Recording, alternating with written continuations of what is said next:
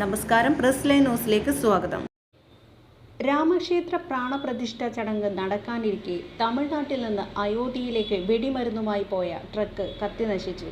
ഉത്തർപ്രദേശിലെ ഉന്നാവ ജില്ലയിലെ പൂർവ്വ കോട്വാലിയിലെ ഖർഗികേത ഗ്രാമത്തിലാണ് ചൊവ്വാഴ്ച രാത്രി അപകടമുണ്ടായത്. വെടിമരുന്നിന് തീപിടിച്ചതോടെ വലിയ പൊട്ടിത്തെറി നടന്നു. ഏതാണ്ട് 3 മണിക്കൂറിന് ശേഷമാണ് തീ അണയ്ക്കാനായതെന്ന് ഉദ്യോഗസ്ഥർ പറയുന്നു. ട്രക്കിന് തീപിടിച്ച് പൊട്ടിത്തെറിക്കുന്ന ദൃശ്യങ്ങൾ സമൂഹമാധ്യമങ്ങളിൽ വ്യാപകമായി പ്രചരിക്കുന്നുണ്ട്. എന്നാൽ തീപിടുത്തത്തിന്റെ കാരണമെന്താണെന്ന് വ്യക്തമല്ല. ജനുവരി 22-ന് അയോധ്യയിൽ രാമക്ഷേത്ര പ്രതിഷ്ഠ നടക്കാനിരിക്കെയാണ് ആഘോഷങ്ങളുടെ ഭാഗമായി അവിടേക്ക് കൊണ്ടുപോയ വെടിമരുന്നാണ് കത്തി നശിച്ചതെന്നാണ് മാധ്യമങ്ങൾ റിപ്പോർട്ട് ചെയ്യുന്നത്. സംഭവത്തിൽ ആർക്കും പരിക്കേറ്റിട്ടില്ല.